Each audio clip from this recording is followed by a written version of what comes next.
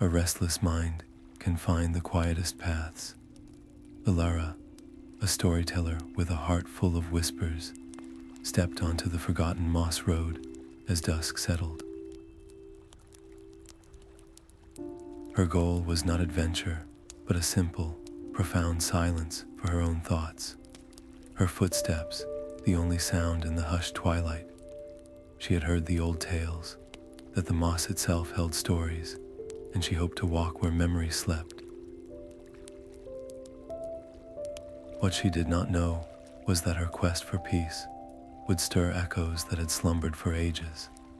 By the end of her journey, you will understand how the stories we seek are often seeking us in return, offering a quiet wisdom for our own restless nights. I wonder where you are listening from right now, and what the hour feels like where you are. What kind of echo do you think a forest remembers longest her boots sank into the moss with a soft, yielding sigh? It was not like stepping on grass or soil, but something far older and more alive, a deep emerald sponge that seemed to cradle her foot. And then she felt it, a faint tremor that traveled up through her soul, a vibration so subtle it was almost a memory. It was a feeling both utterly alien and deeply familiar, like the echo of a lullaby half remembered from childhood. In that instant, the forest fell silent. The last chirp of a cricket was cut short. The rustle of some small creature in the undergrowth simply stopped. It was not an empty silence, but a full one, a held breath. Her rational mind, the part that lived in a world of clocks and cobblestones, immediately offered an explanation. It was just the strange texture of the ground, a trick of the nerves. But another part of her, an instinct that felt older than thought, whispered that it was a greeting. It was a recognition. The two impulses warred within her, a quiet battle between the comfort of disbelief and the thrilling pull of the unknown. She could still turn back, retrace the few steps to where the world felt ordinary. Instead, she took a breath of the cool, still air and chose to trust the path. She lifted her foot and took another step forward. The silence did not break. It deepened, wrapping around her like a velvet cloak. It was a listening silence, a waiting silence. Every footfall now felt deliberate, a pronouncement. She was no longer just a woman taking a walk. She was a guest, and her presence had been noted. The path ahead, which had moments before been dappled with the last amber light of dusk, seemed to draw in the shadows, the way forward now a darker, more defined tunnel into the heart of the woods. It was not a threat, but an invitation, and the stakes of her quiet stroll had been irrevocably raised. The whisper was a thread of sound, so fragile it might have been spun from spider silk. It brushed past her ear, a melodic fragment of a lullaby she felt she should know, a tune from a dream she had forgotten upon waking. Ilara froze, her breath catching in her throat. The sound did not come from any one place. It wove through the ancient trunks, dancing just ahead, a will-o', the wisp made of music. For the first time since entering the woods, a cold trickle of fear traced its way down her spine. The profound silence had felt like a presence, but this was a voice. Was she truly alone, or was someone, walking just out of sight? Its breath the source of this haunting melody. Her heart hammered a frantic rhythm against her ribs, a stark contrast to the whisper's gentle pull. Every instinct for self-preservation told her to turn back, to flee this beautiful, terrifying strangeness, and return to the world of solid things. But a deeper, more stubborn curiosity had taken root. It was the same part of her that collected stories, that believed a place could hold memory. To run now would be to slam shut a book on its most intriguing page. She made a choice, a conscious decision that shifted the very ground beneath her feet. She would follow. Taking a tentative step toward the fading sound, she felt a subtle change. The path was no longer just a random track through the woods. The whisper had given it intention. Each footfall now felt guided, as if she were walking a route laid down centuries before. She was no longer a wanderer. She was a follower, an active participant in a story that had been waiting for a listener. This commitment raised the stakes immeasurably. The casual escape route behind her seemed to shrink and vanish into the gloom. There was only forward, into the deepening mystery, as the last echo of the lullaby dissolved back into the waiting silence. A soft, greenish light caught her eye. There, along the path where the whisper had traveled, the moss began to shimmer. It was a gentle, phosphorescent glow, like sunlight filtering through a canopy of emerald leaves, marking a trail for her to follow into the heart of the forest's embrace. A sudden rush of air, silent and immense, swept down from the canopy. Alara looked up as a great horned owl, a creature of shadow and feather, landed on a gnarled branch directly above the path. It was so close she could see the intricate patterns of its plumage, a tapestry of gray and brown that blended perfectly with the twilight bark. Its large, unblinking eyes were pools of ancient night, and they were fixed entirely on her. The forest held its breath once more. No sound came from the owl, not a hoot or a rustle. Instead, a question formed in her mind with the clarity of a spoken word. It was not a voice, but a pure thought, simple and direct. Why do you walk where memory sleeps? The question should have startled her, should have sent her stumbling back in shock. Yet, the owl did not feel like a threat. Its presence was too still, too deliberate. It felt like a sentinel, a guardian of this threshold, and its inquiry was not an accusation, but a key. It demanded an answer, forcing her to look past the simple explanation she had given herself. Was she really here just for a quiet walk? The tension was no longer about what lurked in the woods, but about what resided within her own heart. The conflict was internal, a sudden and unavoidable confrontation with her own truth. She looked into those bottomless eyes and found the courage to be honest, not with the owl, but with herself. She spoke aloud, her voice soft but steady in the profound quiet. I walk here because my own mind is full of echoes. They are the echoes of worries, of regrets, of stories I have not yet told. I thought that by walking where the land remembers, I might quiet the noise in my own soul. I hope to learn how a forest holds its memories without being burdened by them. For a long moment, the owl remained perfectly still. Then it gave a slow, deliberate blink. A sense of acceptance, of understanding, washed over her. Her honest answer had been a kind of password. The spiritual stakes of her journey were now undeniable. This was no longer a stroll, but a pilgrimage into the nature of memory itself.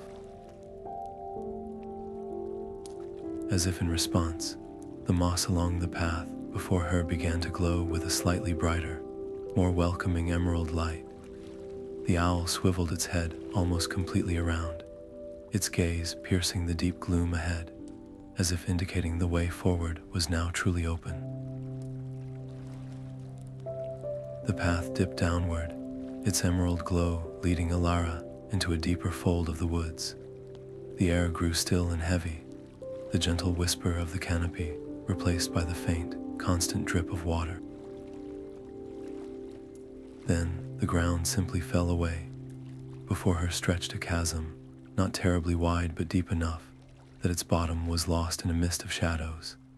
Spanning the gap was a bridge unlike any she had ever seen. It was not built of planks or stone, but of the thick, gnarled roots of ancient trees, woven together by time into a living, breathing archway. The roots were slick with moisture and velvety moss, their surfaces gleaming in the faint green light. To cross it would be an act of faith. The first step onto the root bridge sent a jolt through her. The surface was not solid and unyielding. It shifted, almost imperceptibly, beneath her boot, as if the structure were drawing a slow, deep breath. This was not a test of mere physical strength, but of balance and resolve. Every movement had to be deliberate, her weight carefully centered. A misstep would not just mean a stumble, it could mean a fall into the unknown dark below. The fear was a cold, sharp thing in her chest, whispering that the forest itself was judging her, probing her worthiness to walk its sacred road. She could have turned back then, admitting the path was too perilous. Instead, Alara chose to move with a slow, reverent grace. She placed each foot with intention, her hands lightly brushing the mossy ropes of root for guidance, not just support. It was a silent communication, a way of showing respect to the ancient sentience that had grown this passage. She did not fight the slight movements of the bridge, but learned to flow with them, understanding its rhythm as she would the gait of a living creature. This was the true trial, not the crossing itself, but the attitude with which she undertook it. Haste would have been arrogance, a demand for passage. Her patience was a form of prayer. When her feet finally found solid ground on the far side, a profound sense of accomplishment washed over her, warmer than any pride. It was an acceptance. The bridge had not merely been an obstacle, it had been a threshold, and she had crossed it with the reverence it demanded. The air on this side of the chasm was noticeably colder, carrying a new, sharp scent of damp stone and deep earth, as if she had stepped into the heart of an ancient cairn. The air on this side of the chasm tasted of deep earth and secrets. The path, still guided by the faint green glow of the moss, curved around a stand of ancient, weeping willows whose long branches trailed in a shallow stream Alara had not heard until now. It was there, nestled in the stream's bank and cradled by the roots of the largest willow, that she saw it, a single large river stone, perfectly smooth and oval, pulsed with a soft, steady blue light. It was a lonely, beautiful beacon in the gathering dark, and she felt drawn to it as if by a magnetic pull. Kneeling on the damp bank, she reached out, her fingers hovering just above its cool, damp surface. The rational part of her mind, the one that had learned caution on the living bridge, warned her not to touch it. But the storyteller in her, the part that believed in the language of stones and streams, won out. Her fingertips made contact. It was not a shock, but a wave. A tide of profound, bottomless sadness washed over her, so immense and ancient it stole her breath. It was not her own grief, but the accumulated sorrow of countless others, a reservoir of loss held within the stone's unyielding heart. Fleeting images flickered behind her eyes, too fast to hold but leaving a deep impression. A child's lost toy sinking into the stream, a final, tearful farewell between lovers under the willow's bough, the quiet despair of a traveler who had lost their way forever. The weight of it was crushing, a pressure against her own spirit that threatened to dissolve her into the collective melancholy.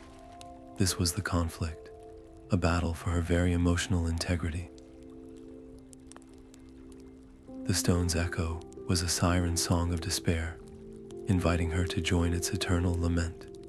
For a terrifying moment, she felt herself slipping, her own small worries and regrets magnified 1,000-fold into an abyss. She could have recoiled. She could have jerked her hand back and fled from this painful truth. But something within her, perhaps strengthened by her honest answer to the owl, held firm. Instead of pulling away, she made a conscious choice. She sat fully on the ground, her hand remaining on the cool stone, and she let the sadness flow through her. She did not fight it, nor did she let it claim her. She simply acknowledged it, bearing witness to the grief of ages as one might sit with a grieving friend, offering the silent, powerful gift of presence. In her mind, she offered a simple, wordless prayer for all the lost souls whose echoes were trapped within the stone, a wish for their peace. It was an act of pure empathy, a refusal to turn away from pain. As she did this, the pressure began to ease. The crushing weight lifted, and the chaotic rush of images slowed, then stilled.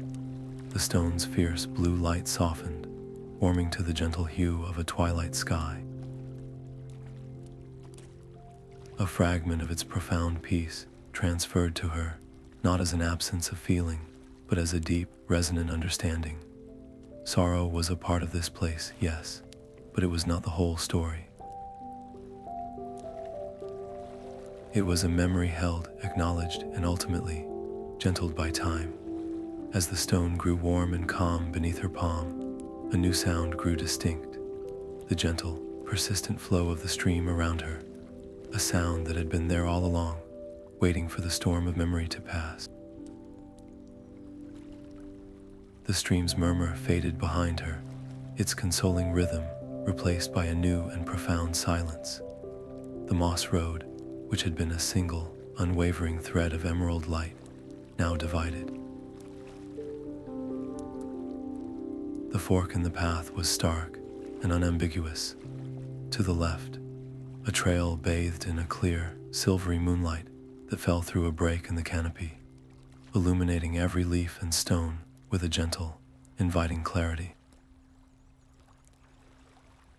It looked safe, known, a path for peaceful reflection. To the right, the trail plunged into a tunnel of impenetrable shadow, where the ancient trees grew so close, their branches wove a solid roof, swallowing all light. The moss along this path glowed with a faint, defiant green, a mere suggestion of a way forward. This was no simple intersection. It felt like a question posed by the forest itself, a choice between two fundamental natures. The moonlit path promised comfort, the solace of things easily seen and understood. The shadowed path offered only mystery, the promise of truths that shunned the light. Ilara hesitated, her breath a small cloud in the cool air. Her rational mind argued for the safety of the light, for the wisdom of staying where she could see potential dangers. But the intuition that had guided her to touch the sorrowful stone now spoke with a quieter, firmer voice. The deepest stories, the ones that shape the soul of a place, were rarely kept in the light. They were the secrets whispered in the dark, the memories too painful or powerful for the brightness of day. She chose the shadowed path. It was not a reckless leap, but a conscious step into the embrace of the unknown, a decision to trust the pull of the deeper truth. As she crossed the threshold, the temperature dropped noticeably. The shadows did not welcome her. They parted reluctantly, like a heavy velvet curtain drawn back by an unseen, hesitant hand. The air grew thick and still, each sound muffled by the dense press of foliage. Her own footsteps, which had once crunched softly on the path, were now absorbed into a profound hush. This was a commitment, a turning point that sealed her fate within the woods. She had chosen not the easier journey, but the more necessary one, signaling a willingness to walk directly into the heart of fear, to find the wisdom it guarded. From the profound hush of the shadowed path, a sound erupted that was so alien it seemed to tear the silence itself. It was the clear, unrestrained laughter of a child, a ripple of pure joy that bounced and echoed off the ancient tree trunks. The sound had no visible source, no small figure darting between the trees.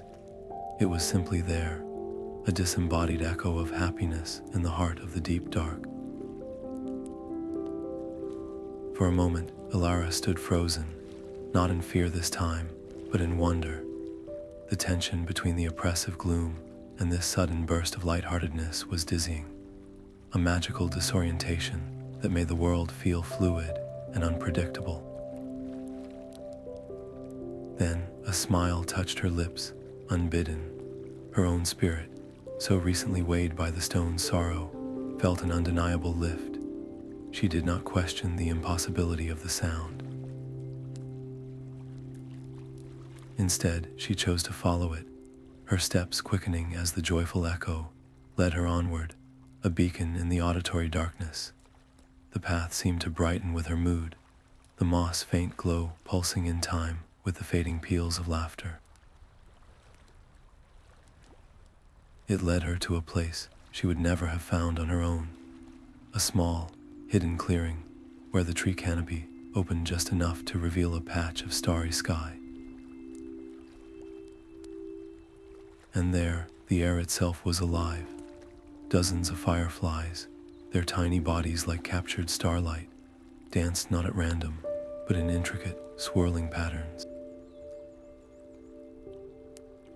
They wove figures in the air, spirals and loops that felt like a visual representation of the laughter itself. The sight was so beautiful, so perfectly timed to the feeling in her heart, that Alara could not contain a soft, genuine laugh of her own. It was a quiet sound, a participation in the moment's pure joy rather than an observation of it. In that instant, the forest's intention became clear. The shadowed path was not a punishment for her courage, but a test of it. By choosing the unknown, by trusting the pull of mystery over the comfort of the light, she had been rewarded with a glimpse of the wood's secret heart, a heart that could hold not only sorrow, but also boundless, playful joy. This interaction was not a transaction, but a deepening of her bond with the moss road. It was a communication, a way for the forest to show her that its memories were a full spectrum of experience. The child's laughter faded completely, its work done, but the fireflies did not disperse. Their dance changed, the swirling patterns coalescing into a single, unmistakable shape. Hanging in the air before her, a shimmering, gently pulsing arrow pointing deeper into the woods, a silent promise of further wonders to come. The shimmering arrow of fireflies dissolved into the night, leaving a trail of fading light that led Alara's gaze to the heart of the clearing.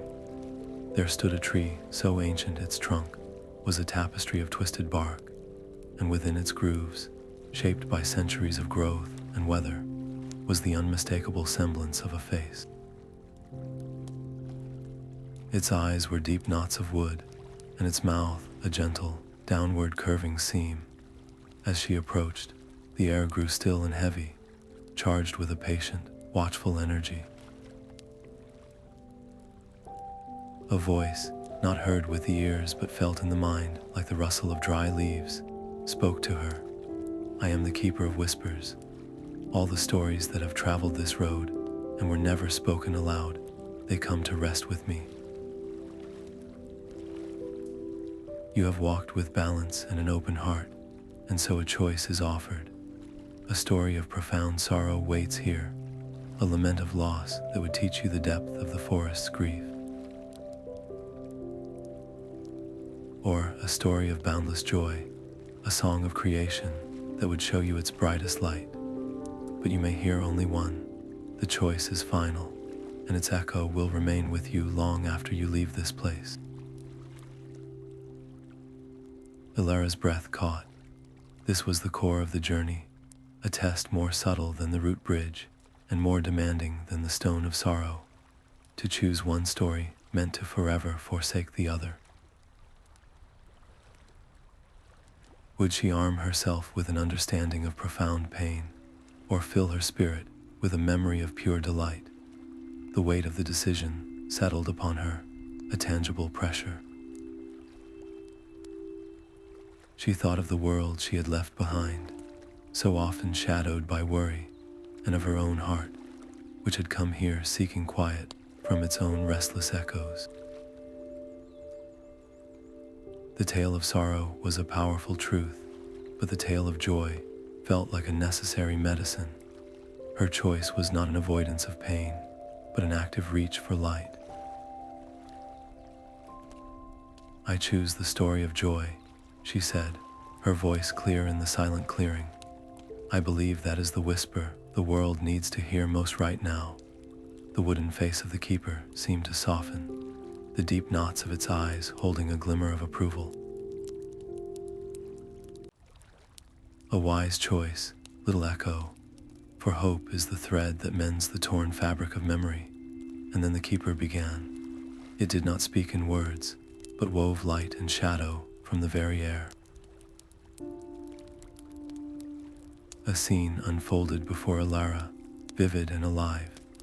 She saw the forest not as it was, but as it had been at its dawn, a celebration of life, so vibrant it brought tears to her eyes.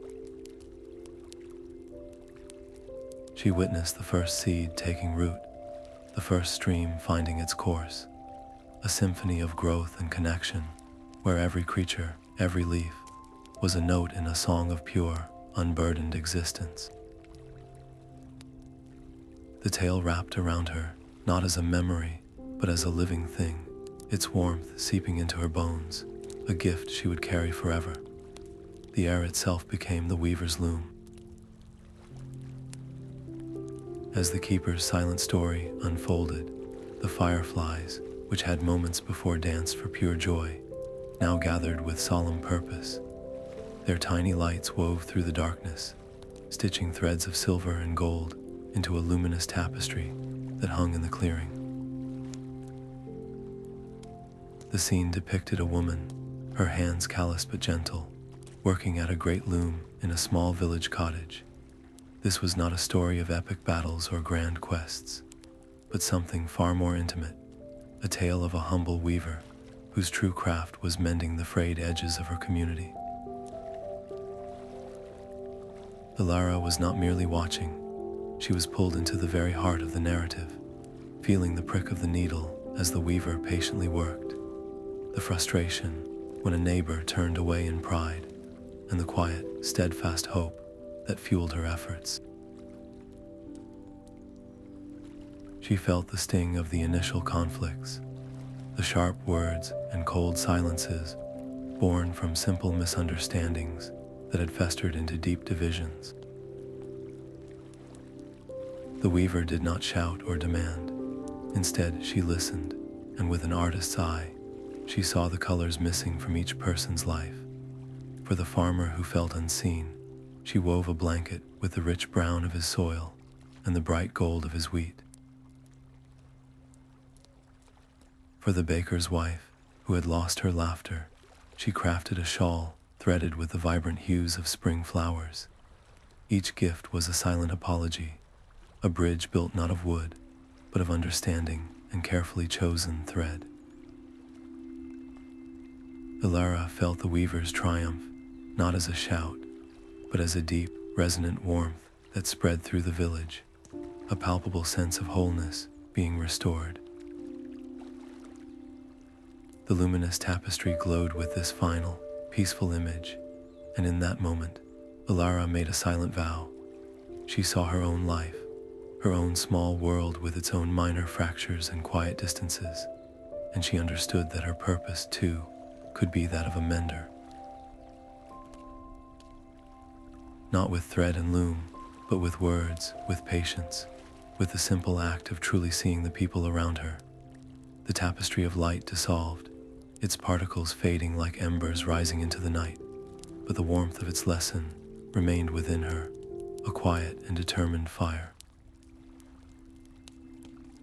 The ancient face of the keeper seemed to shift in the dim light, the deep grooves of its wooden mouth softening into what could only be a smile of profound satisfaction. Then slowly, a gnarled branch of its lower limb uncurled, pointing not down the shadowed path, but towards a gap in the trees where the distinct, melodic hooting of an owl called out once more, a clear and guiding sound in the stillness. The owl's call was a clear thread in the dark, pulling her forward through the trees until they opened into a wide, moon-washed circle. Ancient oaks stood in a perfect ring, their branches like arched ribs against the sky. And on every branch, an owl sat in solemn vigil. There were great horned owls with their fierce tufts, smaller screech owls cloaked in mottled gray, and barn owls with heart-shaped faces, pale as the moon. Dozens of them, a silent parliament, and every pair of immense, unblinking eyes was fixed upon her. The air hummed with a pressure that was neither sound nor silence, but a weight of pure attention. Alara felt it immediately, a sensation of being measured to her very core. This was not the judgment of a trespasser, for she had been invited, guided. This was an assessment of her essence, a probing of the spirit that had carried her across the root bridge and through the shadowed path.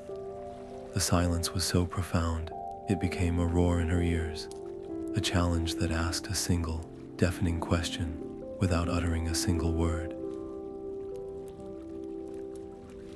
Was she worthy of the understanding she sought? Her heart thrummed like a trapped bird, and every instinct screamed to explain herself, to fill the void with words, to prove her worth through speech. But the wisdom she had gathered on the moss road rose within her. Words, she now understood, were often the weakest currency in places of true power.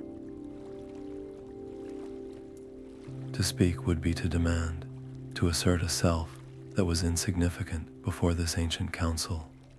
Instead, she stilled the frantic beating of her heart. She drew a slow, quiet breath, and then she did the only thing that felt true.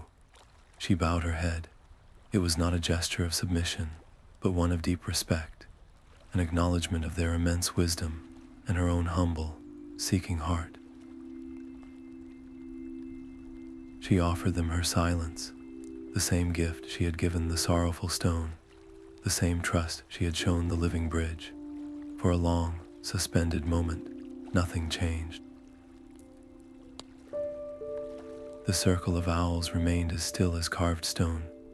Then, the great horned owl she had met earlier, the sentinel of the threshold, gave a single, slow blink.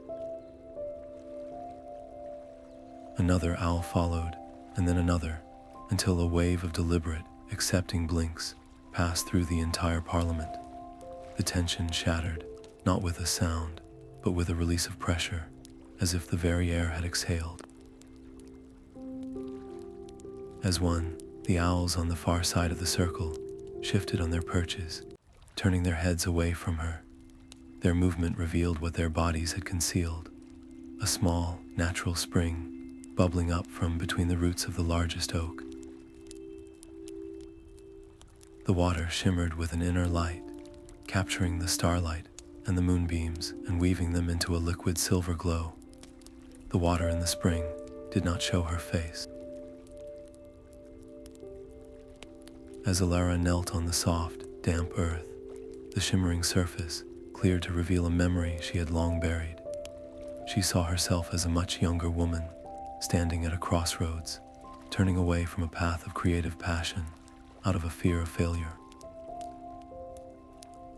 The image was not cruel, but it was painfully clear, bringing with it a wave of the old, familiar regret. This was no mere pool of water. It was a mirror for the soul, and it refused to let her look away.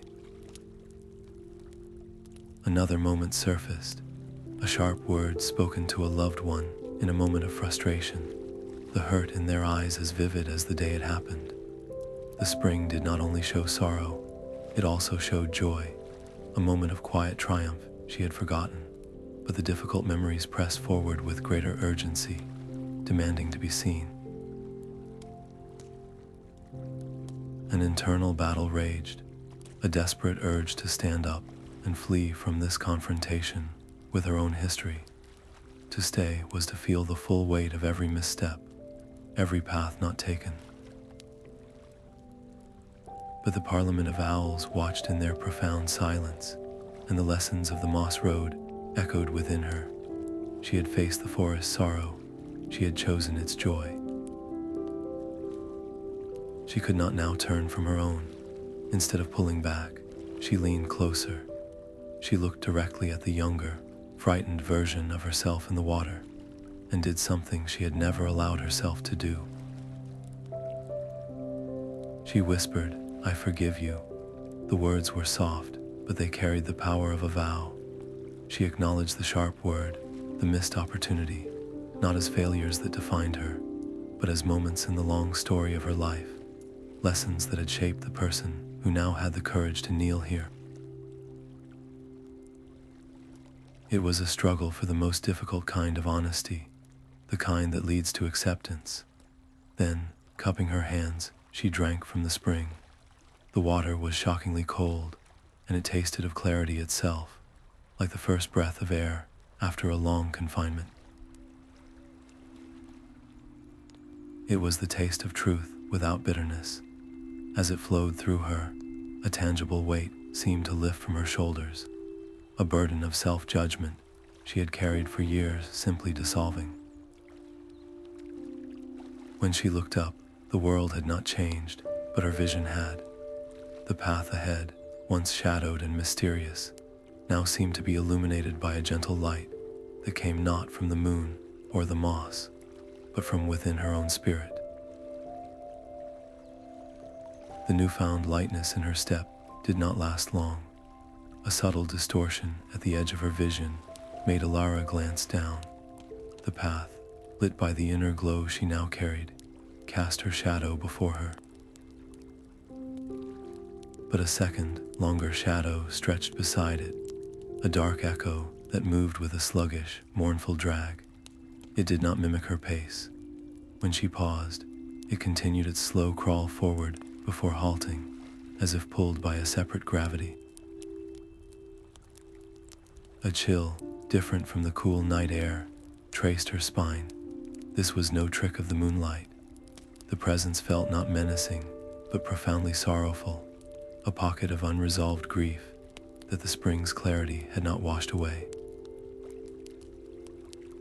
The unease was a quiet hum in her blood, a necessary reminder that the forest's peace was complex, woven from both light and a deep, enduring melancholy. Here was an echo that refused to be gentled, a whisper that would not fade. The conflict was immediate and internal. She could quicken her pace, using her own light to outrun this clinging darkness, to leave it behind in the gloom. Or she could do what every instinct, honed by fear, warned against. She could turn and face it. Taking a steadying breath, Alara chose the harder path. She stopped completely and turned around. The elongated shadow quivered on the ground, a stain of loneliness. She did not demand it leave. Instead, she spoke to it, her voice soft but clear in the listening silence. "What do you need?" The question hung in the air, an offering of acknowledgement. In response, the shadow shivered violently, pulling inward from its edges. It coalesced, rising from the forest floor to form the faint, translucent figure of a man. his face lined with worry, a phantom axe resting on his shoulder. A lost woodcutter, his sorrow not one of violence, but of simple, profound disorientation, the agony of a path never found home. He did not speak. His sorrow was too deep for words. He simply lifted a trembling hand and pointed further down the moss road, his eyes holding a plea that was older than memory.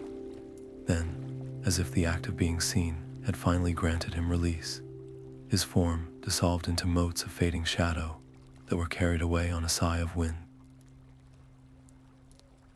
The act of facing him, of asking the simple, courageous question, had not banished the forest's sadness, but had integrated it. Her resolve did not harden, it deepened, becoming more compassionate and far stronger than before. The woodcutter's fading plea was a compass point in the deepening dark. Alara followed the direction of his ghostly finger, the path now winding upwards between silent, watchful stones.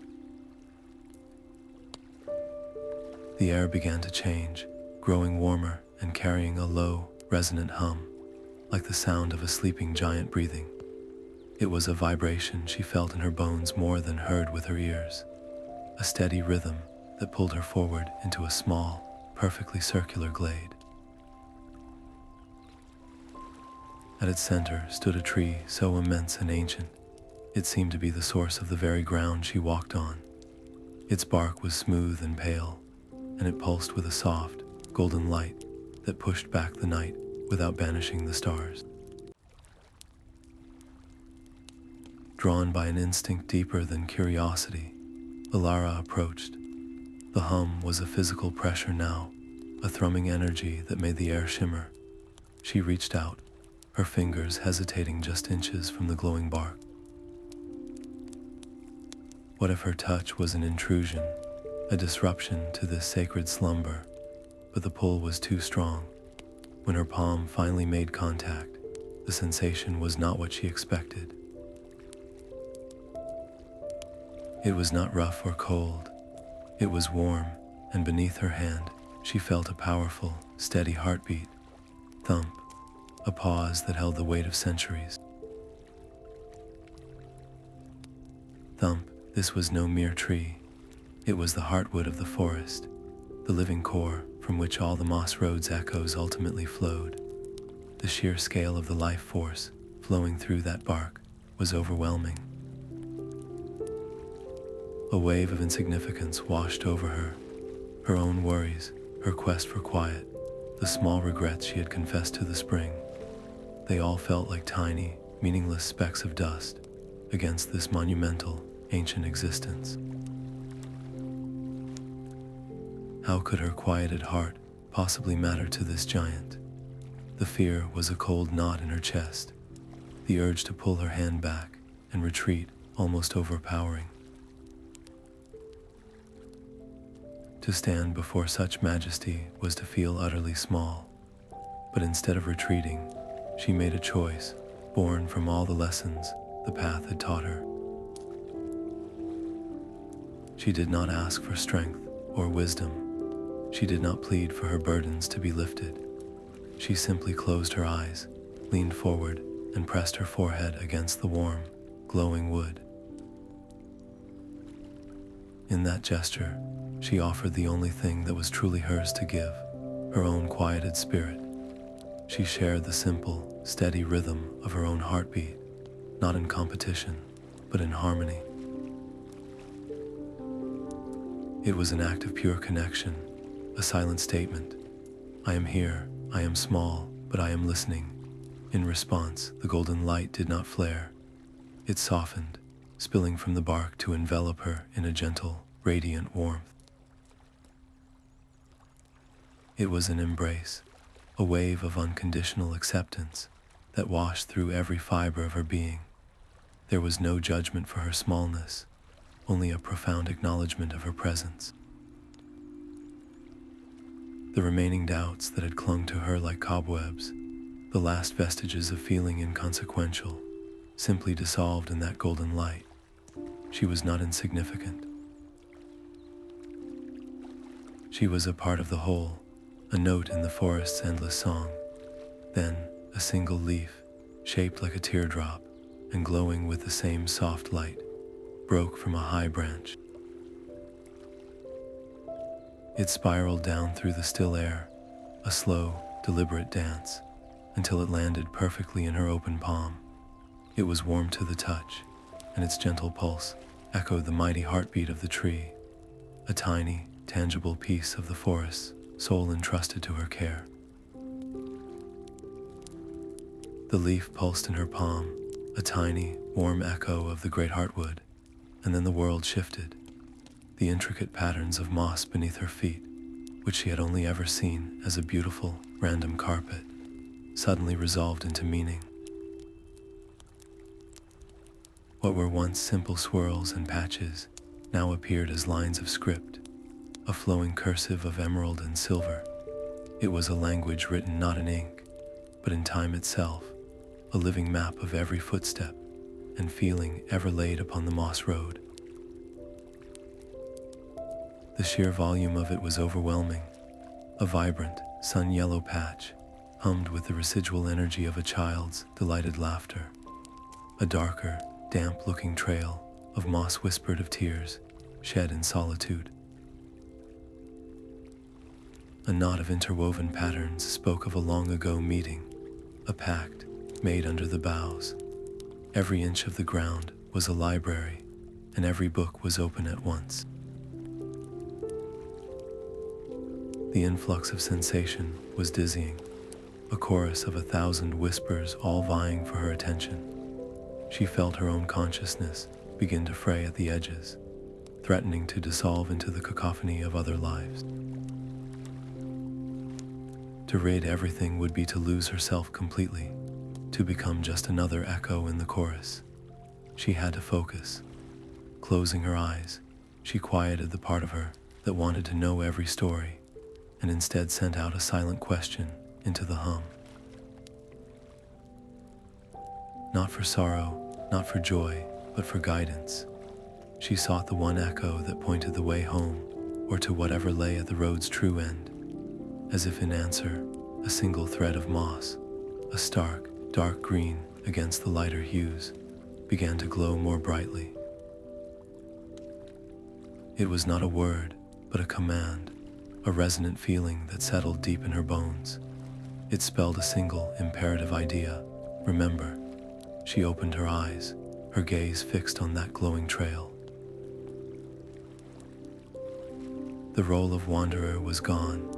She was now a reader, an interpreter of the forest's deepest secrets, and her journey was no longer one of chance, but of intention. With the Heartwood's leaf still warm in her hand, she began to follow the path of remembrance, each step a deliberate act of listening to a story that was waiting to be finished. The trail of remembrance led her to a small, mossy clearing, and there it stood. It was a statue of a fox, carved from a single block of gray stone, so worn by centuries of rain and wind that its features were soft, almost gentle. A thick cloak of living moss draped over its back and shoulders, making it seem a natural part of the forest floor. As Alara approached, a sliver of moonlight found its way through the leaves and caught the statue's eyes. They were not dull stone, but gleamed with a sharp, unnerving intelligence. This was no mere decoration. It was a sentinel. The stone fox did not move, yet it somehow shifted to block the narrowest part of the path, which disappeared into a wall of shadowy, tangled undergrowth. This was a guardian of a final threshold. The air grew still and heavy, the forest's familiar hum fading into a waiting silence. A voice, smooth as polished river stone and just as cool, formed in her mind. It was the sentinel's challenge. I speak without a mouth and hear without ears. I have no body, but I come alive with the wind. What am I? The riddle hung in the air, a locked gate barring her way. The stakes were immediate and high. To answer incorrectly was not merely to be turned away, but to be sent back, to have the journey unravel and the hard-won understanding lost. For a heartbeat, fear whispered that the answer was too obvious, a trick. But then Alara thought of the whispers woven through the trees, the haunting lullaby that had first guided her. She remembered the Parliament of Owls and their silent judgment, a soundless communication she had heard with her spirit. She recalled the very essence of this road, a place built not from stone and soil alone, but from the reverberations of every story ever lived here. The answer was not just a word, it was the truth of her entire journey. She met the stone fox's gleaming gaze and spoke with a calm certainty. "You are an echo." A soft, grinding whisper of stone on stone broke the silence. The sentinel's rigid posture relaxed, its head dipping in a slight, respectful nod. Then, with impossible grace for a figure of rock, it stepped silently aside, clearing the path. The way ahead was darker than any she had yet encountered. The trees pressing in so close their branches knit a solid roof. But as the sentinel moved, a single, brilliant point of light pierced the canopy directly above the path. It was a star, sharp and clear, a lone beacon in the overwhelming blackness, confirming that her answer had been the key. The darkness beneath the trees was absolute, a velvet weight that made the single star ahead seem like a promise. Then, as if her answered riddle had been a command, the canopy peeled back. The tangled branches withdrew, revealing a perfect window to the heavens. It was not the familiar, distant sprinkle of stars she knew from her village, but a brilliant, swirling tapestry, so close she felt she could reach up and stir the constellations with her fingers. Their light did not just illuminate the path, it transformed it. The moss road became a river of liquid silver, each patch of moss and every stone gleaming with a cold, beautiful fire. For a long moment, Alara could only stand and breathe it in. The sheer scale of the universe, laid bare above her, was a physical force. The worries that had driven her to the forest, the quiet triumphs of her journey, even the immense heartbeat of the Heartwood, all suddenly felt microscopic. A chilling thought whispered that in the face of such cosmic grandeur, her search for a quieted mind was a meaningless speck of dust. The fear was not of the dark, but of insignificance.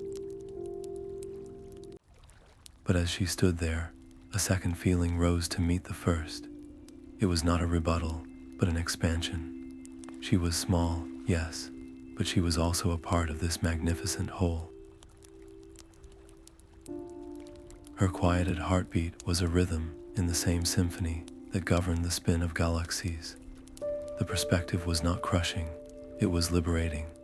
Her quest was not diminished, it was aligned. She was not a lost woman in a wood, but a conscious note in a universal song. Trusting this new understanding, she lifted her gaze from the glowing moss to the starry map above. The patterns were not static. The constellations seemed to shimmer and shift, their collective light coalescing into a subtle, guiding path that mirrored the one on the ground.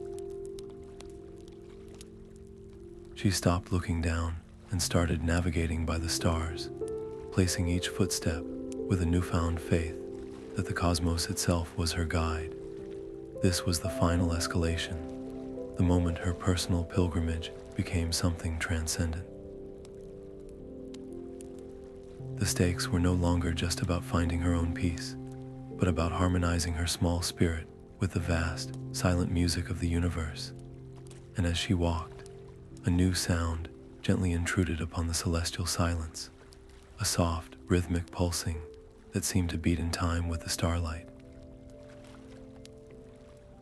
The pulsing rhythm was not in the stars, but in the earth itself, a deep, resonant beat that rose through the soles of her boots. It pulled her forward, down the silvered path, and into a small hollow where an ancient, fallen log lay half buried in the moss. There, a large badger sat on its haunches, one paw tapping the hollow wood with a steady, unhurried precision. Its eyes were closed, its entire being poured into the simple, primal act. The sound was a heartbeat given voice, the foundational rhythm of the world, and it vibrated in Alara's own chest, pulling her pulse into perfect sync. Her breath slowed, her thoughts stilled, and a profound focus settled over her, narrowing the entire universe down to the space between one beat and the next. This deep harmony, however, held a subtle danger. The rhythm was deeply hypnotic, a lullaby for the soul that whispered of rest, of simply sitting and letting the endless cadence wash over her until she became part of the moss, part of the log, another still point in the turning world. To stop moving would be to surrender her journey at its most crucial moment. Yet, within the beat was also a command, an irresistible call to action. It was not a frantic pace, but a determined, enduring one, the rhythm of roots pushing through stone and rivers carving canyons. Alara made her choice. Instead of resisting the trance, she would use it. She lifted her foot and brought it down precisely on the next beat, then the next. Her walking was no longer a cautious exploration, but a deliberate, ceremonial march. Each step was an affirmation, a declaration of her presence that was now in absolute accord with the forest's core tempo. The challenging terrain seemed to smooth before her, not because it changed, but because her movements were so perfectly aligned that obstacles became part of the dance. This synchronization was the final integration. By matching the badger's rhythm, she was no longer a visitor walking through the woods. She was a note in its ancient song, her journey, a necessary phrase in an ongoing melody. The distinction between herself and the moss road dissolved. Then, as if sensing her complete attunement, the drumming began to slow. The beats stretched, growing farther apart, each one a deep, final punctuation. With one last soft tap, the sound ceased. The badger opened its eyes, dark and knowing, and gave a single, slow nod in her direction. Without a sound, it turned and melted into the darkness of its set, leaving behind a silence that felt different, a silence that was now full of the rhythm it had imprinted upon her soul. The steady rhythm of the badger's drumming still echoed in her bones as the path narrowed, the starry river of moss guiding her forward until it simply stopped. It did not fade or turn. It ended at a wall. A dense, impenetrable thicket of thorns rose before her, taller than two men, their branches a chaotic weave of jagged, needle-sharp points. These were not the dormant brambles of a forgotten hedge. They shifted and coiled with a low, rustling sound, a living barrier that seemed to breathe, its tangled limbs actively tightening against any attempt to pass. This was the final guardian, a fortress of pain designed to turn back any soul lacking the final piece of wisdom. The air grew cold around it, and the sweet scent of the moss was replaced by the dry, bitter smell of dust and sap. Every instinct honed by a lifetime of avoiding harm screamed at her to retreat. To push through would be to be torn and bloodied, a sacrifice the thorns seemed to demand. For a terrifying moment, the old fear returned, the urge to fight or flee. But then the memory of the weaver's luminous tapestry bloomed in her mind, the story of mending not with force, but with patient, understanding thread. The thorns were not an enemy to be conquered. They were a lock, and she had to find the key. Closing her eyes, she reached back into the very beginning of her journey, to the first fragile whisper that had wound through the trees. She found the melody of the lullaby, the one that had spoken of peace and patience. Taking a slow breath, she let it out not as a song, but as a soft, steady hum. The vibration was faint at first, barely audible over the rustling thorns, but she persisted, pouring the weaver's lesson into the simple sound, humming the tune of gentle persistence. The effect was not immediate. The thorns continued their menacing dance, but then, one coiled branch near the center of the wall stilled its writhing. Another followed, untwisting from its neighbor with the reluctant grace of a waking sleeper. Slowly, agonizingly slowly, the wall began to part. It was not a violent rupture, but a deliberate, living unfurling, the sharp branches pulling back like curtains to reveal a narrow, dark passageway. The thicket had recognized the language of its own essence, the melody of peace that was stronger than any blade. A final, sweet sigh of air washed over her, carrying the unmistakable fragrance of night-blooming flowers from the space beyond. She had passed the final test, not by fighting the world's sharp edges, but by speaking to them with a gentle heart. The air beyond the thick, it was sweet and still, a profound silence after the thorn's rustling thread. Elara stepped forward, and the world opened. Before her lay a vast meadow, drenched in the light of a full moon so bright it cast sharp, silver shadows. But the true light came from the meadow itself. The ground was a carpet of flowers, each blossom radiating a soft, internal luminescence, gentle blues, shimmering whites, and pale golds that pulsed in a slow, silent rhythm. This was not merely a clearing. It was the heart of the Moss Road, a sanctuary of pure magic, where the forest's essence pooled into a single, breathtaking moment of peace. The sheer beauty of it was almost painful after the journey's trials, a disorienting wave of tranquility that made her legs feel weak. A quiet fear whispered that such perfection was not meant for her, that after facing sentinels and shadows, this serene reward required a final, unspoken worthiness. She hesitated at the edge, feeling the weight of every choice that had brought her here. Then, drawing a slow breath, she began to walk. Her steps were slow and reverent, each one sinking into the soft, glowing earth. She did not rush toward the center with triumph, but approached it with the quiet humility of a pilgrim, finally reaching a long-sought shrine. The tension was not one of danger, but of profound acceptance. Could she simply be here, without quest or question, and receive the gift of this peace? Reaching the very center, she sank to her knees, then sat, letting her hands rest on the cool, luminous petals. She closed her eyes and did nothing.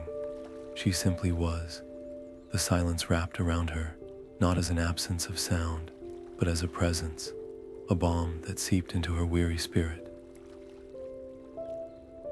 This was the culmination, the quiet victory earned by courage and empathy.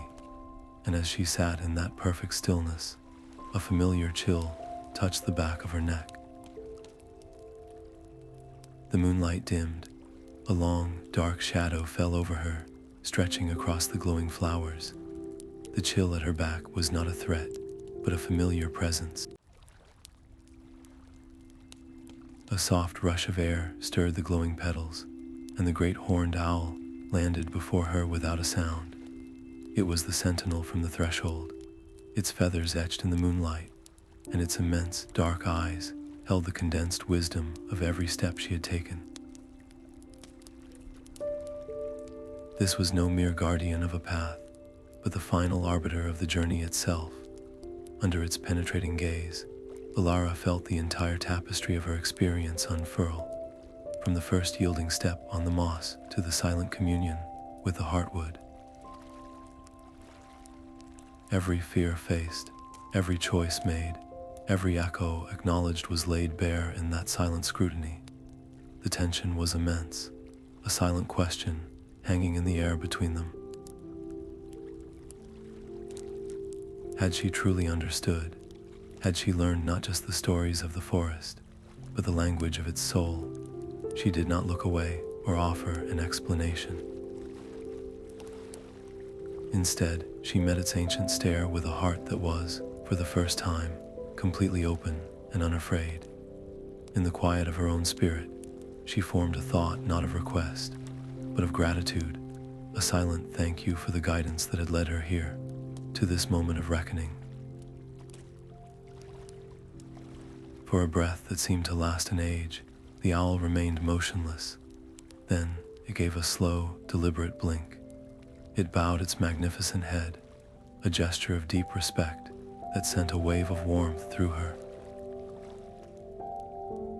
With a graceful turn, it lifted one powerful wing, pointing its primary feather toward the very center of the meadow. There, half hidden among the luminous flowers, lay a simple, flat stone, dark and unadorned. It was an unassuming endpoint for such a magical road, which made its significance all the greater. The ultimate test was not a grand spectacle, but a quiet encounter with the essence of all she had learned, waiting for her upon that stone. The dark stone was cool and smooth beneath her palms. For a moment, nothing happened, and a flicker of doubt crossed her mind. Then, a gentle warmth began to bloom from its center, spreading through the stone and into her hands. It was not a heat that burned, but a receptive energy, an invitation. Instead of visions or ancient whispers flooding her mind, she felt a gentle pull, a turning inward.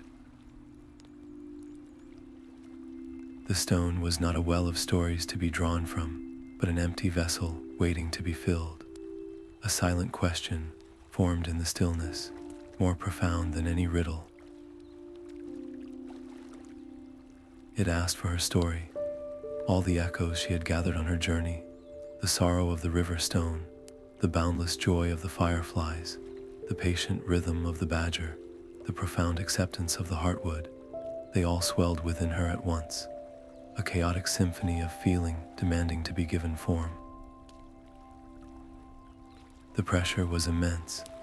How could her simple tale, the story of a woman seeking quiet for her noisy thoughts, possibly belong here, amidst the lore of weavers and lost woodcutters and ancient sentinels? Her story felt small, too personal, too plain for this sacred ground. The fear was a cold knot in her throat, threatening to silence her before she even began. But as she looked at her own hands resting on the warm stone, she remembered the weaver's gift, the act of creating something whole from many frayed threads. She remembered that her quieted heart was a rhythm in the forest song. Taking a deep, steadying breath, she closed her eyes. She did not try to craft an epic. She simply began to speak her truth, her voice soft at first, but growing stronger with each word. She told the story of a restless woman who walked a mossy road. She spoke of her fear at the first whisper, her courage on the living bridge, her empathy for the sorrowful stone, and her choice to walk into the shadow. She wove the laughter of the child and the wisdom of the owls into the fabric of her own transformation. As she spoke, a wonderful thing happened. The chaotic echoes inside her settled, finding their place in the narrative not as separate events, but as the very steps of her journey. Her voice became the thread that stitched them together. The stone beneath her hands began to glow with a soft, golden light, its warmth pulsing in time with her heartbeat. Her words did not vanish into the night air. They seemed to sink into the stone, and from there, they rippled outwards, joining the subtle hum of the meadow, becoming a new vibration woven into the moss road's eternal memory. She was not just a listener anymore. She had become a teller, and her humble story of finding peace by listening was now a permanent part of the forest's endless, whispering lore. The golden glow from the listening stone pulsed one last time against her palm, and then faded, leaving the dark rock cool and inert once more, but the warmth had not vanished. It had transferred. Lying in the center of her hand was a small, smooth pebble, no larger than a robin's egg. It glowed with a soft, steady, inner light, the same gentle silver as the moon-washed meadow. This was the gift of the echo, a tangible piece of the moss road's soul entrusted to her care. The weight of it was not in its physical form, which was almost nothing, but in the immense responsibility it represented. It was a condensed memory of every step, every choice, every whispered story. To take it would be to accept a permanent bond, a vow to safeguard the fragile peace she had worked so hard to find. A flicker of doubt made her fingers tremble. Could she be worthy of such a trust? The world beyond the trees was loud and demanding. What if she lost the quiet? What if the pebble's light dimmed in her care? The hesitation was a final, quiet battle between the woman she had been and the keeper she had become. Closing her hand around the warm stone, she made her decision. She understood this was not a trophy for completing a quest. It was a tool, a compass for the spirit, a small, steady echo of the forest's wisdom to guide her when the noise of the world grew loud again. As her fingers curled around the talisman, a profound shift occurred within her. The transformation was complete. She was no longer just Alara, the storyteller. She was a bearer of the echo, a keeper of its peace, and as this new truth settled in her heart, the luminous meadow around her began to waver. The edges of the glowing flowers blurred, their soft light dissolving like mist under a morning sun. The perfect silence was replaced by a gentle whisper of wind through familiar leaves. The path before her now glowed with a welcoming silver light, curving gently back the way she had come. The journey inward had been a descent into mystery, but the road home felt like a rising melody. The profound, listening silence that had once been so heavy was now filled with a chorus of soft, familiar sounds.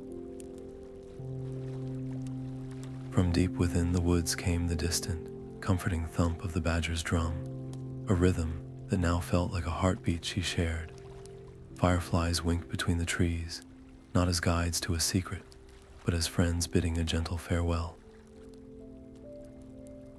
High above, an owl offered a soft, questioning hoot, a sound that was no longer a challenge, but a blessing.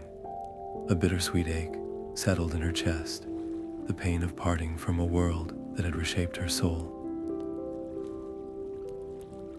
The fear was a quiet whisper, asking if the profound peace she carried within her could possibly survive the clamor of the village, the weight of everyday worries. Would the magic fade when the moss was no longer under her feet? She tightened her grip on the glowing pebble in her hand, its steady warmth a tangible answer. This time, her footsteps did not hesitate. They fell with a light, confident grace, each step a conscious choice to carry the forest's echo with her. The return was not an ending, but the final and most crucial test of her journey. Could the wisdom of the heart would thrive on cobblestone streets? The trees began to thin, the canopy opening to a sky tinged with the first hints of dawn. The air lost its scent of deep earth and night-blooming flowers, replaced by the familiar smell of damp grass and distant wood smoke. The edge of the forest came into view, a definitive line between the world of whispers and the world of words. The familiar crunch of gravel under her boot was a sound from another life. Alara stepped from the soft emerald edge of the moss road onto the hard, dusty path that led to her village. The air, once thick with the scent of damp earth and night-blooming flowers, now carried the plain smells of wood smoke and breakfast cooking. The world looked exactly as she had left it. The cottages with their warm, lit windows, the rooster crowing in the distance. Yet everything was fundamentally, irrevocably altered. The colors seemed a little duller, the sounds a little harsher, the very air thinner, as if she had returned from a deep dive in the ocean to find the atmosphere could no longer support her. A wave of disorientation washed over her, so strong it made her sway on her feet. Had it all been a dream, a beautiful, desperate fantasy conjured by a tired mind? The profound peace she had carried from the meadow felt fragile suddenly, a soap bubble threatening to pop against the sharp edges of this ordinary world. The doubt was a cold whisper, suggesting that the magic could not survive here, that she had left the true world behind in the woods. Her hand went instinctively to her pocket, her fingers closing around the small, smooth pebble. It was warm, as if holding a captured sunbeam. That simple, solid warmth was an anchor in the swirling uncertainty. She took a slow, deep breath, not of the forest, but of this common air, and made a conscious choice. She would not see the moss road as a place she had visited and left.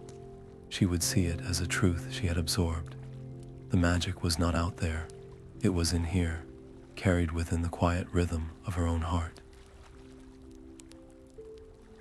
This decision was the final, quiet test of her journey, and in making it, she felt the last vestige of doubt dissolve. The growth was solidified. The keeper of the echo was now truly part of her. She turned for one last look at the forest line. The trees stood silent and dark, no longer a gateway to mystery, but a slumbering guardian, its work done for now. It seemed to rest peacefully, trusting the echo it had sent back into the world. The warmth of the pebble was a steady pulse in her pocket as she lit the lamp in her quiet cottage. Later that evening, a soft knock came at her door. It was her friend Leo, his face drawn and shadowed by the worries that so often plagued him after a long day. He slumped into a chair by the hearth, the weight of his thoughts a visible burden on his shoulders. He began to speak of troubles that felt immense and tangled, his words tumbling out in a rush of frustration. Alara listened, her own heart quiet, and she knew that no ordinary advice would reach him. A small, quiet fear whispered within her. What if the story sounded like a silly fantasy? What if the delicate magic of the moss road shattered upon contact with the hard surfaces of this world? But the memory of the glowing pebbles' warmth against her skin gave her courage. She did not offer solutions. Instead, when he paused, she simply began to speak. She told him about the shadowed path, the oppressive silence, and the sudden, impossible laughter of a child that had erupted from the deep dark, a sound so pure it could lighten the heaviest heart. She described the fireflies weaving their dance of joy, not with grand gestures, but with a soft, sincere voice, trusting the echo itself to do its gentle work. As she spoke, she watched the tight lines around Leo's eyes begin to soften. His frantic energy stilled. Then, something wonderful happened. A genuine, unforced smile touched his lips, the first she had seen from him in weeks. The story had not solved his problems, but it had parted the clouds around them, allowing a little light to stream through.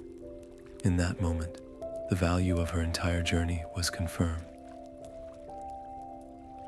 It was not a treasure to be hoarded, but a gift to be given.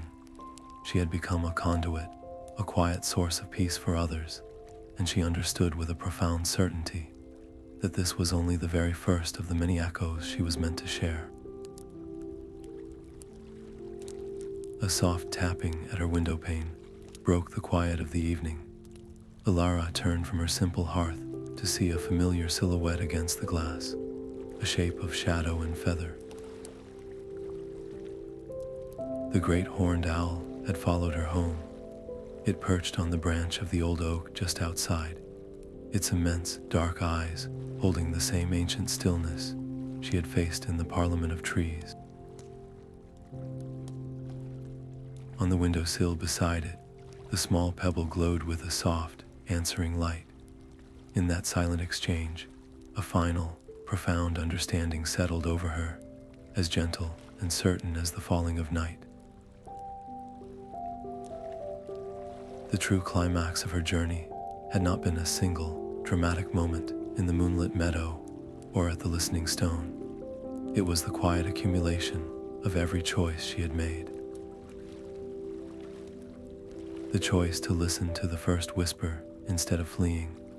The choice to walk the shadowed path. The choice to face the sorrowful stone with empathy and to answer the Sentinel's riddle with the truth she had earned. Each step, each act of courage and gentleness had been a stitch in the fabric of her transformation. The owl's presence here, in her ordinary world, was a confirmation. The moss road was not a place she had left behind. It was a state of being she carried within her, a living connection that hummed just beneath the surface of everyday life. The echo was not a fading memory to be cherished, but a constant, pulsing reality. She had gone into the woods, seeking an answer to the noise in her mind, a simple recipe for peace.